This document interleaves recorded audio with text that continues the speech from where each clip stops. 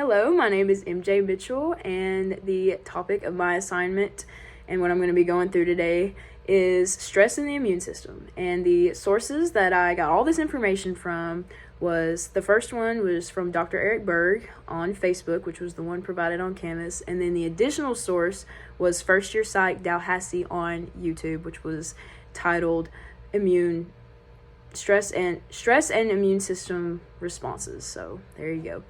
So just jumping right in, stress actually causes more damage to our bodies than we realize. And you're thinking, yeah, okay, like stress from injury, stress from sickness, your daily stress.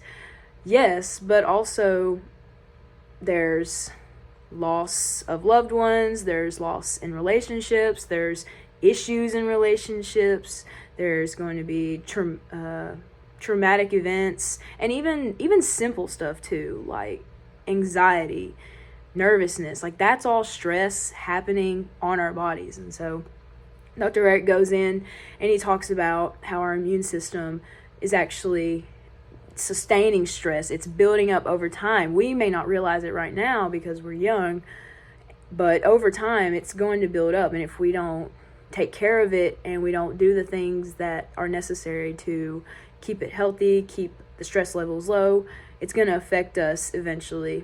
And so luckily there are ways to help, but I want to hit on that it affects our major hormone, and that hormone is called cortisol. And so that is affiliated with the white blood cells, and your T cells, which are basically white blood cells, or a type of white blood cell, they will decrease. So the more stress that builds up, the white blood cells will decrease. And if you know anything about white blood cells, they fight off diseases within our bodies. Well, stress is also going to affect our bodies, and it affects our white blood cells. So if our white blood cells are low in numbers, we're going to have higher numbers in all the bad stuff that happens to us. So if we want to keep that low, we need to keep our white blood cells and our cortisol levels high, and we need that to all just be in balance. And so going on to the ways to help your cortisol and your immune system stay at tip-top shape, it's pretty simple things. It surprised me. So he talked about how going for a walk, getting enough sleep, which that one's probably going to be the first thing that you're told, get enough sleep. Going on walks, making sure you're getting your daily vitamins, so like those vitamin gummies that you can get, your vitamin D, so being in the sun, and I'm pretty sure that was all. But he went into like if your stress is more on the severe level, he introduced acupuncture methods that he advertised that he has certain tools that you can get, and there was links that he provided. And so you can either get the tools and learn how to do it, or you can do it without the tools. And the main points of the acupuncture was in your neck, your back, and then your abdomen, kind of near your adrenal gland. And so hitting those points will actually like relieve stress in those areas, and those are the areas that build up stress the most. And so the more you do that, if it gets to that extremity, then it helps it a lot more. And so awesome, cool, there's ways to help it. Why does it matter? Well, okay, we're young right now, we're in college, of course we're feeling stress, but life goes on. Okay, over time we're going, like I said earlier, the stress is going to build up because our body just sustains it. Like it builds up, it takes it in. And so I just want to stress the importance of the immune system. So recap on the immune system.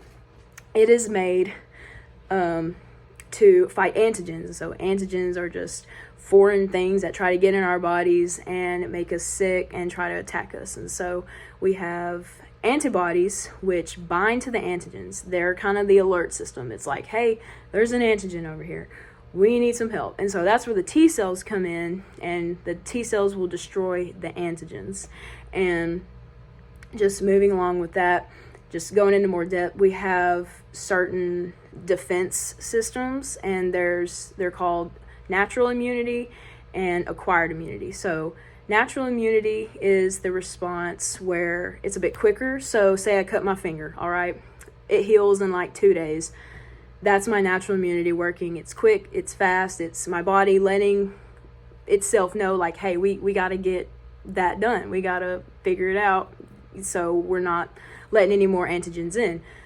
When it comes to acquired immunity, it's a little more complex because that takes experience. So say I get a cold and it takes me a few weeks for it to go away, and I get my shot, it eventually goes away. Well, the next year comes around and I get the cold again, and I notice like, oh hey, I didn't have that for as long as I thought. Well, that's the acquired immunity defense line making its way, and kind of it's learning how to defend those greater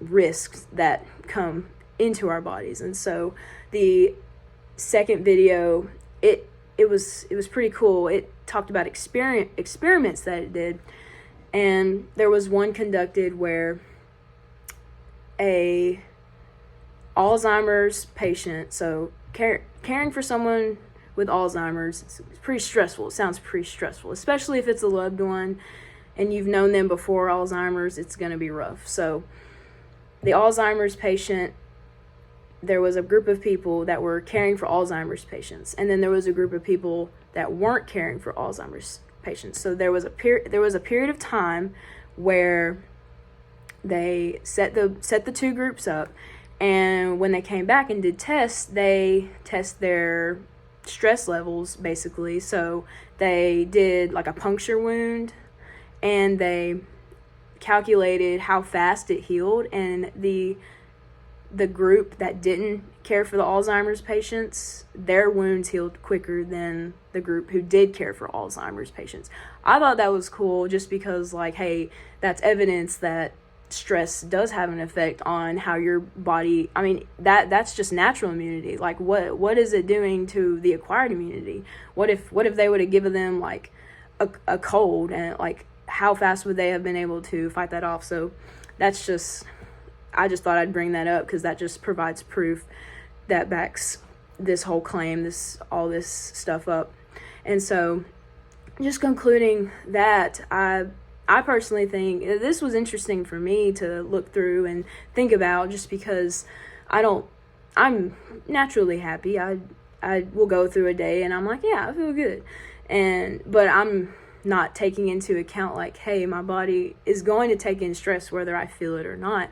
And it's important that I go through that list of what, like Dr. Eric said, to make sure that I am keeping those constant and consistent, that I'm not getting lazy on a lot of stuff. And so, and especially if you're a believer, I'm a believer, and so I think that's important because God made us in a very unique way. Everyone's made uniquely, and He wants our bodies to be able to be healthy. And so when I'm letting stress in, when I'm letting it overcome me, and my body starts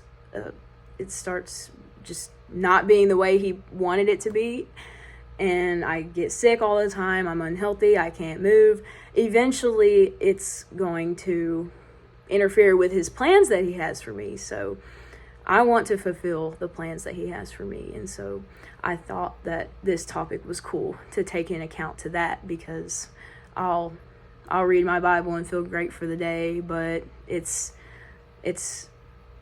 awesome how He made our bodies the way it was, that we're able to fight off things that are in this world, and taking that into account too, more not necessarily on the spiritual side, but more like the physical side.